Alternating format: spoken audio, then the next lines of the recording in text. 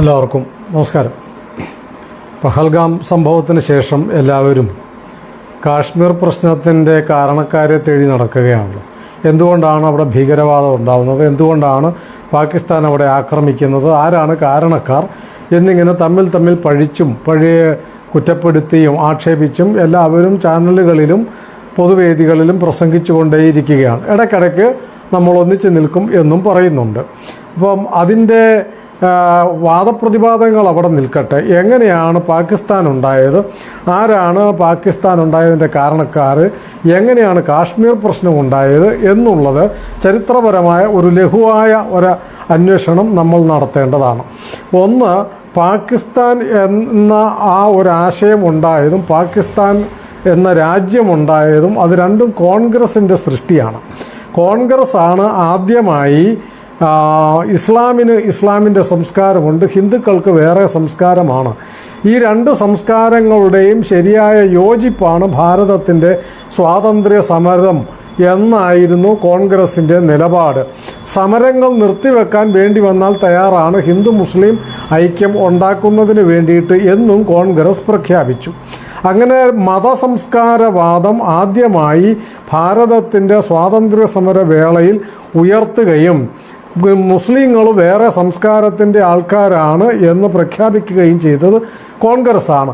ആ വാദം നടത്തി അവർ വേറെയാണ്, അവരെ അതുകൊണ്ട് സ്വാതന്ത്ര്യ സമരവുമായിട്ട് എങ്ങനെയെങ്കിലും ബന്ധിപ്പിക്കാൻ നമ്മൾ നോക്കേണ്ടതാണ് എന്നൊക്കെ പറഞ്ഞുകൊണ്ട് കോൺഗ്രസ് ശ്രമങ്ങൾ നടത്തിക്കൊണ്ടിരിക്കുമ്പോഴാണ് ഖിലാഫത്ത് പ്രസ്ഥാനം ഉണ്ടാവുന്നത്. 1921 19, 20, 21 ഖിലാഫത്ത് പ്രശ്നം ഉണ്ടാവുകയും അതൊരു സുവർണ അവസരമായിട്ട് കോൺഗ്രസ് പ്രഖ്യാപിക്കുകയും ചെയ്തു.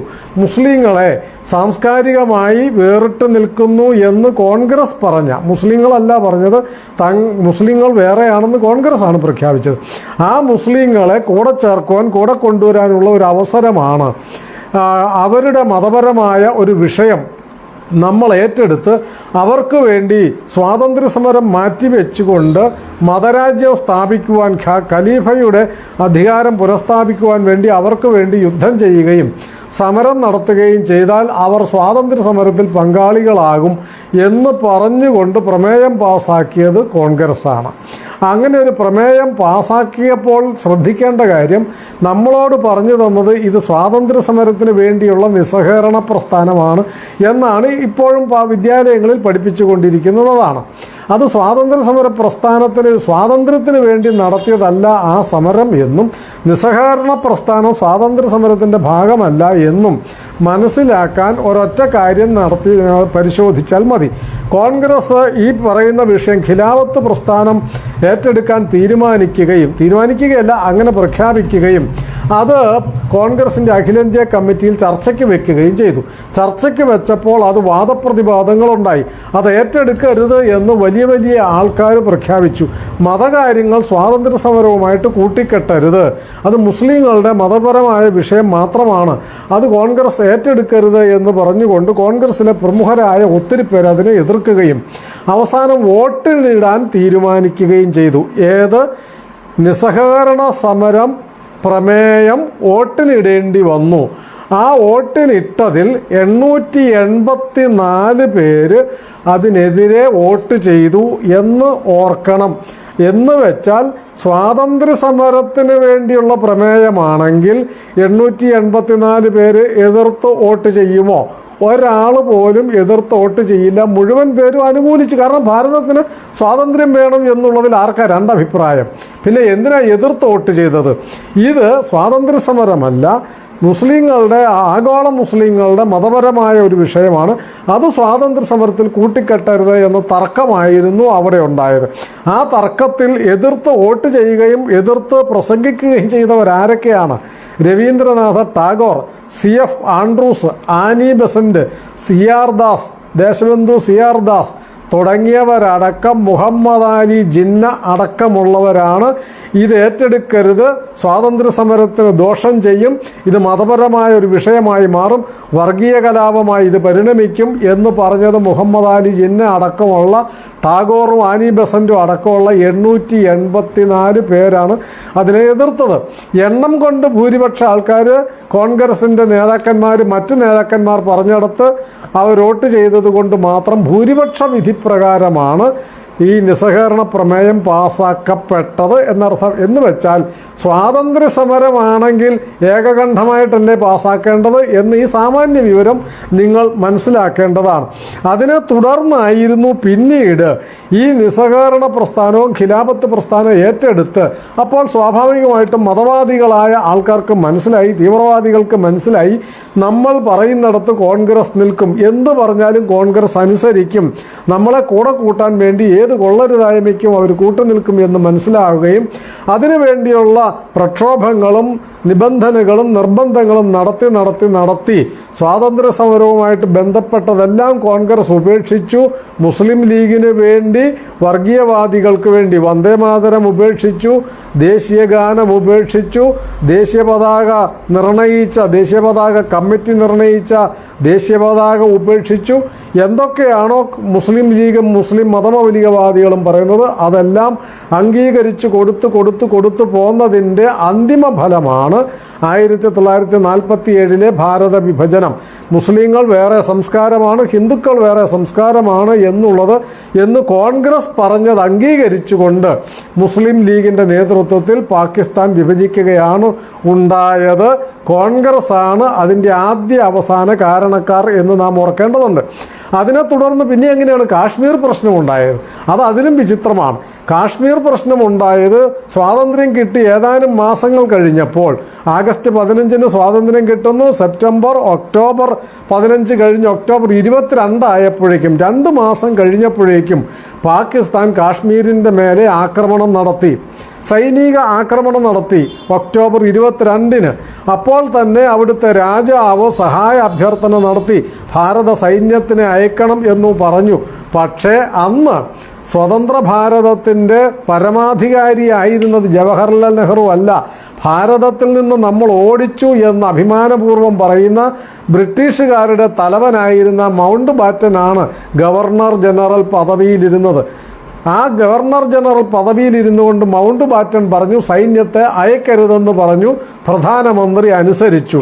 പിന്നീട് കുറച്ച് ദിവസങ്ങൾ കഴിഞ്ഞപ്പോൾ കുറേ അധികം ശ്രീനഗർ വരെ അടുത്ത് വരെ വന്നു. അനേക ഭൂപ്രദേശങ്ങൾ പാകിസ്ഥാൻ പിടിച്ചെടുത്തു. ഭാരതത്തിൻ്റെ ഭൂപ്രദേശങ്ങൾ കാശ്മീരിലേത് പിടിച്ചെടുത്തു.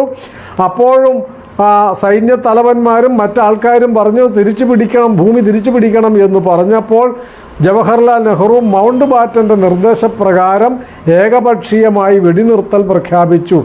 തീർന്നില്ല. മൗണ്ട് ബാറ്റൻ്റെ നിർദ്ദേശപ്രകാരം ആരും ആവശ്യപ്പെടാതെ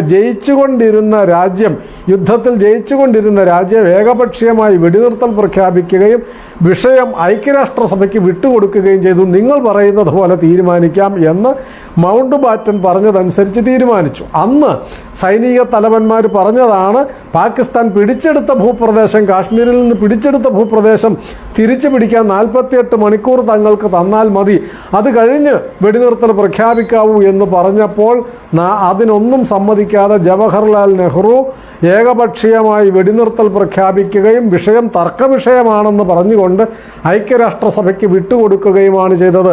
അങ്ങനെയാണ് പാക് ഒക്യുപ്പൈഡ് കാശ്മീർ അഥവാ ആസാദ് കാശ്മീർ എന്ന പ്രദേശം ഉണ്ടാക്കിയത് ജവഹർലാൽ നെഹ്റു ആണ്, കോൺഗ്രസ് ആണ് എന്നർത്ഥം.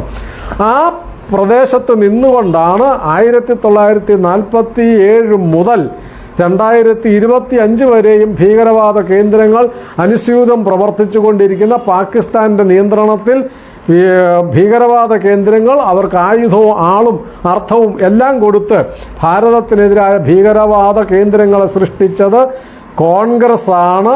ആസാദ് കാശ്മീർ സൃഷ്ടിച്ചത് അഥവാ പാക് ഒക്യുപ്പൈഡ് കാശ്മീർ സൃഷ്ടിച്ചത് കോൺഗ്രസ് ആണ്, ജവഹർലാൽ നെഹ്റു ആണ്.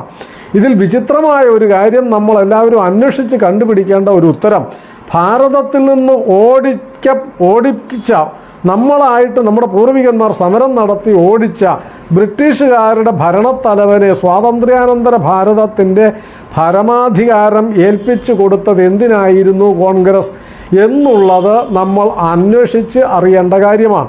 മൗണ്ട് ബാറ്റൻ ഇവിടെ നിൽക്കണമെങ്കിൽ അതിനു വേണ്ടി അല്ലല്ലോ എഡ്വിന മൗണ്ട് ബാറ്റനെ ഡൽഹിയിൽ താമസിപ്പിക്കാൻ വേണ്ടി മൗണ്ട് ബാറ്റനെ ഗവർണർ ജനറൽ ആക്കി മാറ്റിയ, എഡ്വിന മൗണ്ട് ബാറ്റനെ ഡൽഹിയിൽ നിലനിർത്താൻ വേണ്ടി മൗണ്ട് ബാറ്റനെ ഗവർണർ ജനറൽ ആക്കി നിലനിർത്തിയ കോൺഗ്രസിൻ്റെ പടുവിഡ്ഢിത്തം ആയിരുന്നില്ലേ കാശ്മീർ പ്രശ്നം ഇത്രയും വഷളാക്കിയത്?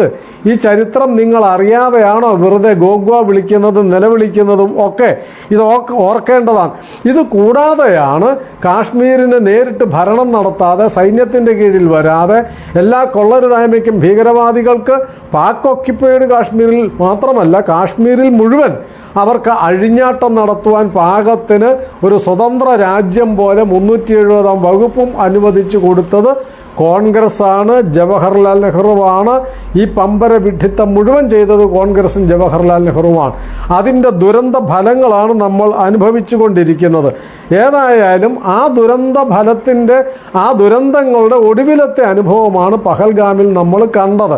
അത് കുറഞ്ഞോ കൂടിയോ എന്നൊക്കെയുള്ള തർക്കങ്ങൾ നിൽക്കട്ടെ. കുറഞ്ഞിട്ടുണ്ടാകും, കാശ്മീരിലെ ആക്രമണം കുറഞ്ഞിട്ടുണ്ട്, ഭീകരവാദം കുറഞ്ഞു. അതുകൊണ്ടൊക്കെയാണല്ലോ അവിടെ ടൂറിസ്റ്റുകൾ ആയിരക്കണക്കിന് ലക്ഷക്കണക്കിന് വന്നത്.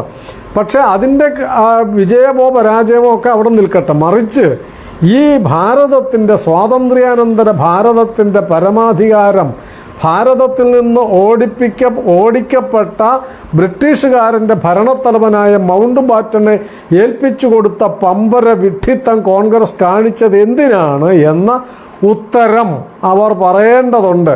അന്ന് അവർ പറഞ്ഞ ഒരു തൊടുന്യായം, ഭാരതത്തിൽ നമ്മൾ ഇത്രയും വലിയ രാജ്യം ഭരിച്ച് പരിചയമില്ലല്ലോ, അതുകൊണ്ട് പരിചയസമ്പന്നനായ ഒരാളെ നിലനിർത്തിയതാണ്. അന്ന് ചില നേതാക്കൾ ചോദിച്ചിരുന്നു, ദേശീയവാദികളായ ചില നേതാക്കൾ ചോദിച്ചിരുന്നു, അങ്ങനെയാണ് പ്രധാനമന്ത്രിയാവാൻ ജവഹർലാൽ നെഹ്റുവിന് യോഗ്യതയില്ലല്ലോ, ഭരണപരിചയം ഇല്ലല്ലോ എന്ന് ചോദിച്ചതാണ്. അതെല്ലാം മറന്നുകൊണ്ട് ആരുടെ കയ്യിൽ നിന്നാണോ നാം സ്വാതന്ത്ര്യം നേടിയത് അവരുടെ കൈകളിലേക്ക് സ്വാതന്ത്ര്യാനന്തര ഭാരതത്തെ വിട്ടുകൊടുത്ത പടുവിഡ്ഢിത്തത്തിൻ്റെ പരിണത ഫലമാണ് കാശ്മീർ പ്രശ്നം. പാകിസ്ഥാൻ ഉണ്ടായതോ അങ്ങനെ തന്നെയാണ്. കോൺഗ്രസ് ഉണ്ടാക്കിയതാണ് പാകിസ്ഥാൻ. ആ പാകിസ്ഥാൻ ഉണ്ടാക്കിയതാണ് കാശ്മീർ പ്രശ്നത്തിൻ്റെ ഒരു ഭാഗം. ആ കാശ്മീർ പ്രശ്നം മുഴുവനായിട്ടുണ്ടാക്കിയത് കോൺഗ്രസും ജവഹർലാൽ നെഹ്റുവാണ്. 2025 നാം അനുഭവിച്ചു കൊണ്ടിരിക്കുന്നു. ഈ ചരിത്രം തിരിച്ചറിയാതെ കോൺഗ്രസ്സുകാർ ഈ മീശ കുരുത്ത് വരുന്ന കുറേ പൊടി പിള്ളേർ കിടന്ന് ഞാഞ്ഞൂലികളെപ്പോലെ നുളയ്ക്കുന്നത് അവർ ചരിത്രം അറിയാത്തത് കൊണ്ടായിരിക്കും. അതുകൊണ്ട് കാരണവന്മാരായ കോൺഗ്രസ്സുകാർക്ക് സ്വന്തം ചരിത്രം അറിയുമെങ്കിൽ ഈ മൗണ്ട് ബാറ്റനെയും എഡ്വിന മൗണ്ട് ബാറ്റനെയും ഭാരതത്തിൻ്റെ അധികാരം ഏൽപ്പിച്ചു കൊടുത്ത പടുവിഡ്ഢിത്തത്തിൻ്റെ ചരിത്രവും കൂടി പറഞ്ഞു കൊടുത്ത് ഈ പിള്ളേരെ നിലയ്ക്ക് നിർത്തണം എന്ന് അഭ്യർത്ഥിക്കുന്നു. നമസ്കാരം.